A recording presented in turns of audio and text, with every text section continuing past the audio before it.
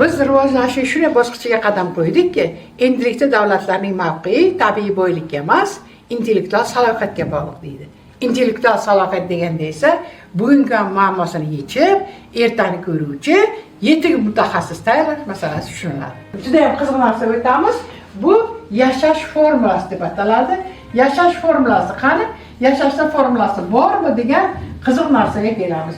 Chunki fizika bilasizlar, to'liq formuladan iborat, to'g'rimi?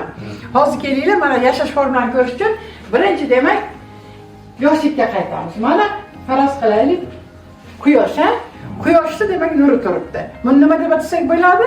Fizik tilda yorug'lik to'rt chiziq bo'ylab tarqaladi. Tushunaymi? Mana to'rt chiziq bo'ylab tarqaladi. Endi yorug'lik to'rt chiziq bo'ylab tarqaladi, lekin u qanaqa qonundan tarqaladi?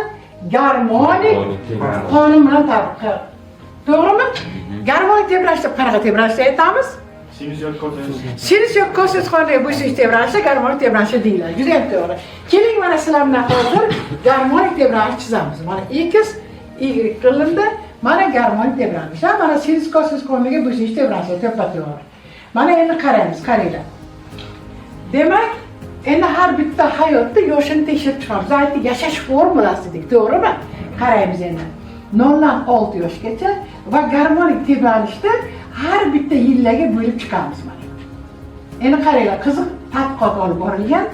Demak, tepadan plyus qilamanmi yoki minus qilishim kerakmi? Tepa hammasi nima edi? Plyus. Masalan, plus 5 toping desa, tepadan qidiramiz. Tushunaymi? Deb yozaman mana plus minus. Endi buni hayotga tatbiqi nima bo'ladi? Qaranglar. Insonning hayotda yaxshi kunlari ham bor, qiyinchilik kunlari ham bor. Tushunaymi? Endi biz yaxshi kunlarni plus bilan belgiladik, qiyinroq kunlarni esa minus bilan belgiladik. Endi qaraymiz. Har bir yoshda endi o'rtamizda tafakkur qilib chiqamiz. 0 yoshdan 6 yoshgacha bolaga pochchaga qarash kerak deydi Amir Temur bo'lmasa. Demak, 6 yoshdan Amir Temur davlatchiligida mana masalan qilichbozlik, kashtachilik, kulolchilik va harf o'rganishlar hammasi 6 yoshdan boshlangan. Nima uchun? Chunki 6 yoshda, mana 6 yoshgacha bolada faqatgina ijobiy hissiyotlar mavjud. O'rganish tez. Shuning uchun ham hozir prezidentimiz tomonidan ham maktabgacha ta'lim muassasalariga e'tibor juda ham katta bo'ldi. Mana viloyatimizda qamrab olish 90% gacha chiqdi maktabgacha ta'lim muassasasiga qamrab olish. Endi 6 yoshdan 12 yoshgacha aytadiki, Amir Temur bobomiz aytadi, bolaga xizmatkorday qarash kerak. Nima degani bu? Endi bolaga faqatgina nima? Yumush qilishni o'rgatish kerak deydi. Bola tez qabul qiladi. Mana aytganimdek, bu qanaqa harakat fizikadan tez-tezlanuvchi harakat bo'ladi, uni tog'dan tushayotgan tez mana. Qaranglar, 6 yoshdan 12gacha bola tez o'rganadi. 3 ta 4 ta chet tilini ham o'rganishi mumkin. Masalan, matematikadan qo'ysangiz tezroq ijodiy qobiliyatini rivojlantiruvchi misollarni ham juda ham tez o'rganishi mumkin. Tushuntira olammi sizlarga? Demak, 6 yoshdan 12 yoshgacha har narsani juda tez o'rganadi. Odatda biz ko'p xato qilamiz nimaga? 6 yoshdan 12 yoshgacha bolalarga o'tiramiz, san repetitorga bor, biz uyda ishini qilamiz deymiz. Va natijada bolani egoist qilib tarbiyalaganimizni bilmay qolamiz. Masalan, repetitorga bor, sen o'qisang bo'ldi. Ishni masalan uyda akang qiladi, opang qiladi deymizda, bolani fikrlash qobiliyati o'zgaradi. Men faqat o'qishim kerak ekan, men o'zimga boshqa ish qilish kerak ekan deydi. Yoki masalan, oddiy ota-ona masalan sarxil meva olib keladi, masalan banan yoki masalan kivi olib keladi-da, "Men bolam sen ye" deydi, biz yemasak ham bo'laveradi deydi. Natijada nima deydi bola? "Men yeshim kerak ekan, ota-onam yemasa bo'laver ekan" degan fikrni shakllantirib qo'yganimizni bilmay qolamiz. Natijada tayyor egoist shakllana boshlaydi. Endi qaraymiz. Mana 12 yoshdan keyin 18 yoshgacha endi aytadi, bolaga xuddi do'stday qarash kerak. Endi fikrlash qobiliyatini oshirish kerak. Mana 6 yoshdan 12 yoshgacha ancha fikrlashni o'rgandi. Endi 12 yoshdan 18 yoshga qadar harakat bu tez-tezlanuvchi harakat, lekin qayerda turibdi? Manfiy ishorada.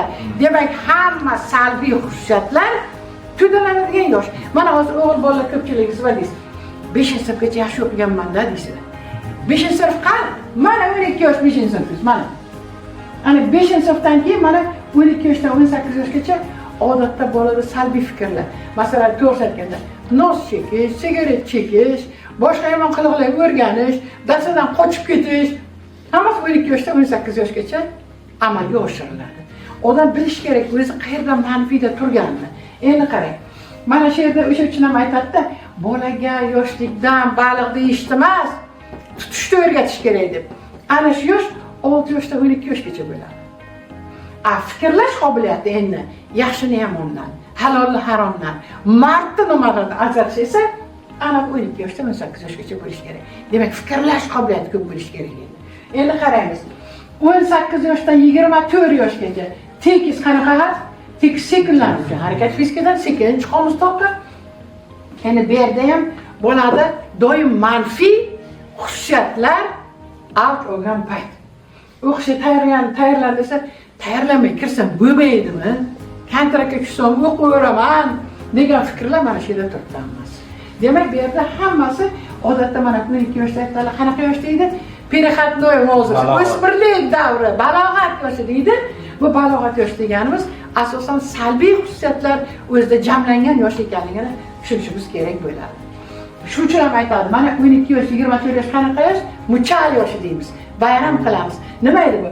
Muchal yoshdagi odam yo yaxshi tomonga ketadi, yo yomon tomonga ketadi. Ana shu muchal yoshini belgilab beradi. O'qita turibdi asosiy. Endi fizikada mana bu nima bo'ladi endi? Bitta bu nima bo'ladi? Davr bo'ladi. Ana bu davr bo'ladi.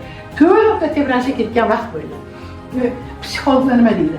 Odamni deydi 24 yoshdan keyin shakllantirib bo'lmaydi. 24 yoshgacha bir davrda to'liq shakllanib bo'ladi u. Tushuntira oldimmi? Shuning uchun 24 yoshdan keyin odamni endi tarbiyalab bo'lmaydi. Mana shu davrda hamma tarbiyani u to'liq olgan bo'ladi. Shuning uchun mana shu yoshda juda ham e'tibor qilish kerakligini aytib o'tishimiz mumkin bo'ladi. Endi qaraymiz, 24 yoshdan keyin qanday bo'ladi? 24 dan 36 gacha eng yaxshi yosh bo'lib sanaladi. To'g'rimi? Shu yoshda nima bo'ladi? Mana o'qishni bitirasizlar, yaxshi joyga ishlasam, karyera qilsam, yaxshi qizlarga uylansam, zo'r fikrlar turadi. Chunki nimada turibdi u? Hammasi plusda turganini ko'rib o'tishingiz mumkin bo'ladi. Musbat, hammasi faqat yaxshi xususiyatda turadi sizda. 36 dan to 48 yoshgacha eng xavfli yosh mana shu yosh bo'lib sanaladi. Shu yoshda minus turibdi, ko'rib turibsizlar. Shu yoshda odam bankda ishlasa ham, hatto adniks o'yinlariga kirib ketishi, kredit olishi birovlarning ortiga, u qarzni bermasligi, birovdan pul olsa ham, beraman-da shuni deb yoki cho'zib yurishi yoki aldov yo'llari bilan o'tishi yoki oddiy aytganda hatto shu yoshda bu ikkita, uchta bolasi bo'lsa, ajralaveraman, hech narsa qilmaydi, bolalar katta bo'lib ketaveradi deydi. Yoki masalan o'g'irlik qildi deydi, faraz qiling. O'g'irlik qilsa ham, o'g'irlik qilsam hech narsa qilmaydi, yegicha bo'lib turadi degan hamma qo'shtirnoqcha aytganda bemaza fikrlar shakllangan yosh bo'ladi. Ana shu yerda, mana shu yerda qamalib ketish, masalan, qarz olib boshqa qilish ana shu eng xavfli yoshlardan bo'lib sanaladi. Endi 48 dan keyin 54 yosh, 60 yoshda bu 48-60 yosh eng yaxshi yosh sanaladi. Ko'plarimiz ota-onalar shu yoshda bo'lsa kerak, bu yoshda kelin qilishim kerak, kuyov qilishim kerak, to'ylar qilaman, hamma yaxshi fikrlar mana shu yerda shakllangan bo'ladi. Endi qaraymiz 60 yoshdan keyin. 60 yoshdan keyin yana nima bo'ladi? Sal manfiy yosh bo'ladi. Ko'pincha ota-onalaringiz nima deysizlar? Ota-onam injil bo'lib qolgan, ularga tushunmayman yo izzat talab bo'lib qolgan deysizlar-ku.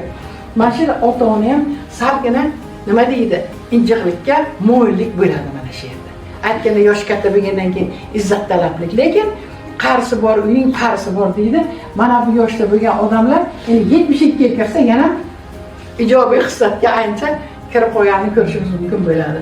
Bir so'z bilan aytganda, demak mana bekorga pensiya chiqarib ekan 60 yoshdan, ha? Mana qaranglar, 60 yosh manfiy yosh desak bo'ladi. Endi yashash formulasi deganda mana demak biz garmon tebranish chiqildik. Demak yozaman A sinus omega t. Oddiyroq qilib yozib qo'ysak mana. Bu garmon tebranish formulasi bo'ladi, to'g'rimi? Demak aytmoqchi bo'lganim, yashash ma'lum bir qonunga bo'ysunadi. Odatda keksalarimiz aytadi, peshona deydi-ku. Peshona bormi yo'qmi? Haqiqatan ham ko'rsatadi.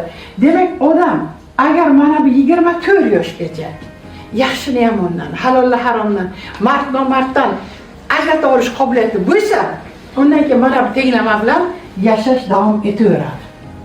Agar 24 yoshgacha fikrlash qobiliyati to'g'ri bo'lmasa va yaxshi bilan yomonning farqi bo'lmasa, masalan, mana shu yerda o'g'irlik qilib qamaldi deylik. U yana ham qamalib chiqaveradi, ma'lum bir qonuniyat bilan. Demak, bir so'z bilan aytganda, yashashning ham qonuniyati va formulasi bor.